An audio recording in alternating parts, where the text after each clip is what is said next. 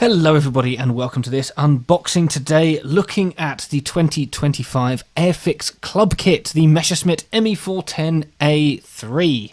Now this is the fourth collector's kit in a row that I have had a look at. I say in a row, I've been a member of the club now, this is my third year. However, I have bought the seemingly unsold first and last Hawk set. So we've had the Hawk, the Meteor, which I still haven't made, last year's Typhoon, and what was the other thing? The Spitfire. And then this year we've got the Messerschmitt 410. This is, of course, the second time that Airfix have released this tooling, the first being here, the Messerschmitt Me410A1 stroke U2 and U4, which is looking actually a little bit battered now, and as you can see, I've never even opened it. I acquired this when the kit was first announced and released, and still haven't even got around to making it. You know, with all the intent in the world, all the will in the world, should I say, sometimes things just fall behind, and, well, this is one of them. So I'm looking to rectify that by making this release of it. There is also another version of the 410 that has been announced for the 2025 range, which I find a little odd, but hey. So we're going to just take a look at the box, and you see for the club kits there is a unique style that Airfix go for, so it doesn't have the usual bright artwork, it just has the like the colour diagrams. We've got the big German cross on one side and the British roundel on this side, representing the two different schemes. It is, of course, just one model with two decal sets. Well, one decal set, but two schemes. They've worded it weirdly, but hey, there we go. We've got a product code down here, a 73017, and of course this kit is only available for club members. In terms of a sort of price, this, this version and the other non-club version retail at $24.99 currently at time of recording. The club kit, the club itself, club membership itself is $34.99, although if you're renewing you do get a 10% discount, so I paid £31 something for this kit and the rest of the stuff. This is of course the largest component of the club, and I think the value is fair, but I don't intend to really discuss that. But I certainly considered that this would be a good investment for the next year. On the upside down red edge we have the two schemes that are included, some dimensions, skill level 2, and the paints that may be required. There is of course no flying hour on this being a club kit. We have the grey edge with all the usual warnings, do not insert in places that you shouldn't, etc, etc. Cartograph, so it's got cartograph decals as usual, and we have again the product code here, and it tells you the design and tooling is 2023 and this one dates to 2024. I'd forgotten it was 2 years ago. For some reason in my head it was last year, but I guess it's because of the way that they released it right at the end of 23. Oh dear, it's just highlighting how long stuff has been sitting in my stash for. And both shop edges are the same, with the big club logo here and a compressed version of the main artwork there. And of course nothing on the back, so I guess we'd better cut it open and take a look for the first time. Alright, we have a big bag of plastic. We're going to leave that there and look at that separately. We have quite a weighty set of instructions, nothing else in the box. So let's chuck that to one side. There we go. As usual, the decal sheet is inside the instructions. As it noted, these are cartographs, so I'm expecting them to all be good. They do certainly look rather nice, and we've got two options here, option 1, option 2. They are both options for scheme A, which is the German one. I'm guessing there will be a historical note to reference why there are two. Maybe they just don't know what colour it was. You never know. Rather scruffy looking German cross there. But yeah, these look fine. Got I've got to speak for a moment then. Became outright. They have a fair amount of stencils, is what I was going to say, and some of them are horrendously tiny. Look at that one there. Don't even know what that is. Seems likely I'm not going to be putting these on, but we shall cross that bridge when we get to it. And there's the British scheme. In case you're wondering, yes, I have every intent of doing the British scheme. I do, as you've seen, have the other one, the main release, that can be a German one. And here you can clearly see that it's unique instructions, so rather than having generic instructions and a separate call-out, These ones have been freshly printed for the 410A3. A little bit of history and dimensions, which feel free to pause and read if you wish. Your usual assembly instructions and icons. Everything that you would expect. Bog standard Airfix. I'm not expecting them to be breaking the mould here. And I'm not going to be looking at every single step and talking through it. This is just a general look. We will wait until I build it to see if I come across any issues. Of course, as you expect, construction starts with the interior. You have different holes to drill out for A and B, and it tells you to refer to step 66. I can read, honestly, I just pretend not to. 65 to 68, 0.8 millimeter holes, or what I prefer to do is maybe do 0.5 and then open the rest up with a file. Steps 9 to 12, we have lower wing assembly. It looks like you're sticking the cockpit to that. And also noting there is a wheels up version. I know some kits don't, but Airfix are usually pretty good and include such extras. I say extras, you know, more options.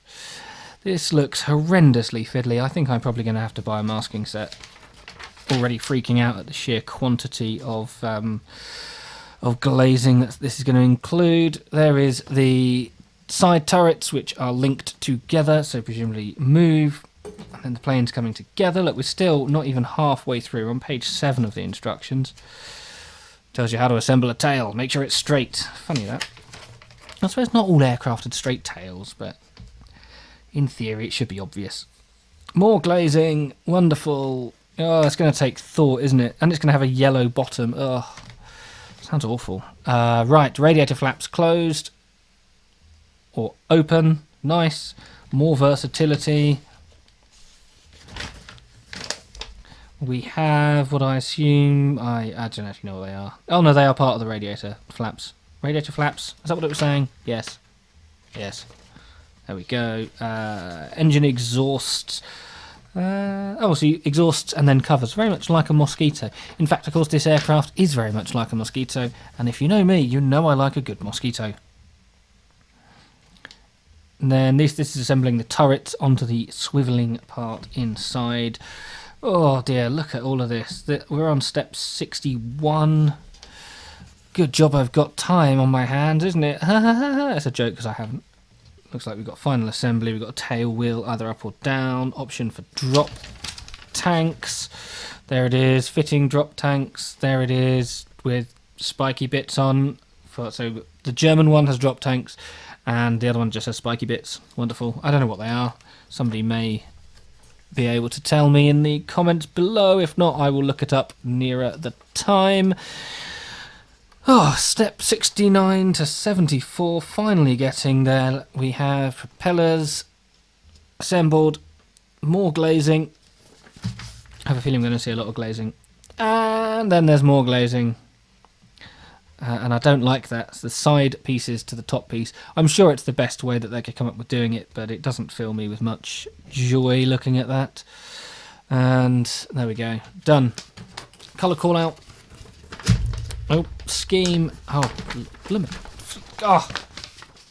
Okay, now that I've wrestled with the paper. Scheme A is... I'm not even going to read that. It's too German for me. But this is it. We do indeed have a little bit of reference as to why there were multiple markings. Interesting, and ultimately irrelevant for me as I don't intend to do this scheme. But it looks like we've got, what, RLM 75 and 74 over 76. Oh yeah, there it is. There it is. 74, 75 over 76. And there is the history of this particular aircraft. This does look horrendously complicated. I like nice, easy things. Blitz it one colour. And I'm sure this would look very nice when made up. Personally, that's not my thing because I already have a German one to make and I haven't gotten around to that. So this one is much, much simpler. This is RAF Wittering. But essentially it's the captured one. P for prototype. Please don't shoot me down, is also what it means. Spinner's red tip applies to RAF Scheme A only. What? The RAF Scheme A? Do we have two versions of the RAF scheme? Spinner's red tip applies to the RAF Scheme A only. Which, I don't know what you mean. This is Scheme B. That's Scheme A. So, why? I don't get it. I must have missed something at some point, but that doesn't make sense. We have more delicious history for this particular version there. I do enjoy them putting the history on. It does make things a bit more relatable, doesn't it? Understanding. Oh, look, there we go. Dipoles. It says what they are. They're dipoles. Dipoles? Dipoles? Dipole? I don't know. Close-up showing masking style of the original German factory stencils and underlying German camouflage from Scheme A. Again, that's referencing the German Scheme A, and this one is referencing RAF Scheme A. I think that's a mistake. It looks like a mistake. I do like that it says Decal 116 is slightly skewed. I mean, it shows it, but it's just nice that it includes that. And yeah, there we go. Instructions. And then we move to a mountain of plastic parts. We are going to have to keep the glazing, all the clear parts in the plastic bag. I just don't want to risk them getting scratched, so we will have to assess how good they are when we come to build it. Through the box, I can see what appears to be a scratch on there. The camera's probably not picking it up very well, but it definitely looks like a scratch. That is quite disappointing. Trying to see if this angle's any better, but yeah, you can see there through the plastic that there is a slight scratch. I don't know if that's one of the visible bits of glazing or whether it's painted over. Probably visible. That is a little bit sad. We will have to wait and see. That is sprue J. We then have sprue B. This is just the order that I took them out of the bag. I've not arranged them in any way, shape or form. But there we go, sprue B. This is Airfix's more modern dark grey plastic. There is a little bit of flash there. A bit concerning if this is a pretty new tooling, but it's fine as long as it's out. As long as it's easy to get rid of and not in important parts, should be fine. Detail looks spectacular. Very nice rivet detail. A very, very nice looking kit. Moving on to, we've got two sprues connected to each other. This is sprue D. Oh, sorry, frame D. These are a load of small parts. I'm assuming we've got undercarriage. There's a wheel. We've got something cockpit related. And unlike sprue B, there is no sign of any flash on here whatsoever. That looks very nice. Very, very nice indeed. Don't know what that is, but it looks good. And then we've got this little sprue H. Presumably, this is the part that identifies it as an A2, by which I mean an A3, because I'd got it wrong. Also note how the plastic is a different colour. It's lighter for some reason. Oh, but yeah, here are the dipoles, as it calls them. Very, very fragile. Again, there is no sign of flash on this sprue, which is nice, but they are very, very flimsy, and I'm going to put them in the box now so that I don't knock them off and lose them. And then we have frame E, where we have exhausts, we have spinners, we have what I assume are the flaps that it mentions for the radiator. Some intakey based things, looking at the grooves on that. Again, flashless, again, looking absolutely fantastic. Very, very nice detail. Oh, we're getting there. We're now on sprue C. We have the port fuselage halve with the big hole for the guns. Is that meant to be there? Yeah, that's meant to be there. That's fine. What's the cockpit detail like? Yeah, pretty decent. Yeah, looks fine. Looks all good. And engine nacelles. Well, I'll say nacelles. It's one nacelle, isn't it? It's one half of it. We've got both propeller blades on here. This has broken. The actual part itself looks fine, but it has broken in transit. This one is okay, but you can see there is some pale plastic suggesting a weakness somewhere along the lines. Also, we have tail wheels, horizontal stabilizers with ailerons down, not ailerons, elevators down or up. I don't know if they're down or they're up. They're movable. They're not movable. They're moved for display, but I assume they're that way around, and so they're facing down. Interesting. They don't give you moving parts so you can arrange it yourself. They just give you a solid tail. Strange. And finally then, sprue A. This is the starboard fuselage half and a lot of the interior. Look at that. Ooh, yes. Ooh, that's nice and detailed. All of those delicious interior bits. And some bombs, or no they're not, they're drop tanks. You know what I mean, the thingies. Thingies, and some guns. Shooty thingies, droppy thingies, wheelie thingies. They're weighted as well. Look, they've got bulges on the bottom, so when displayed on its wheels it will look a little bit more accurate. And again, there's no flash on this. There's just one random sprue with just a small amount of flash, and everything else is absolutely fine. How bizarre. I wonder what happened there. Right, so there we go. A quick look inside the box of the Airfix Club kit for 2025. I am definitely making the RAF one, as I've already suggested. I just think it will make a nice contrast with the first release, which I will eventually get round to doing in a German scheme. However, I do also really like this scheme. The German one here does look very interesting, but just not as much as the British one. So I'm going to crack on and build this in between other things. I do have quite a backlog of videos to release, so apologies if it takes a while to get the build video out. It will probably jump the queue a little bit, but there's a lot of video editing that I need to do because I've been so busy on my desk at the end of last year that there's a lot of overhang. But thank you for sticking with me. If you're new here, please subscribe. I don't know why I hesitated there. Please subscribe. Don't forget to like if you liked it, dislike it if you dislike it, yell abuse at me, or just comment if this is interesting to you.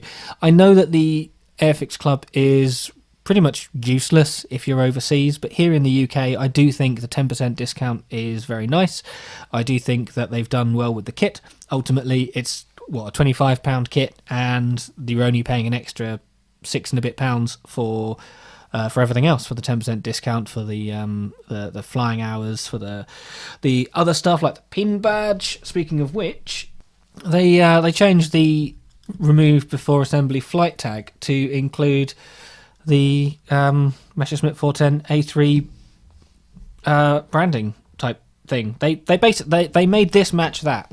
I quite like that. It's a neat touch. I'm glad they didn't do it last year, because I didn't really like the Spitfire and Typhoon release that they did, because I thought they had bodged it and it was a load of crap. But this one I think is really nice. I personally don't use keyrings like this. I know some people do. I like that they're chucking this sort of thing in, but for me personally, this is just going to hang on the wall just up there.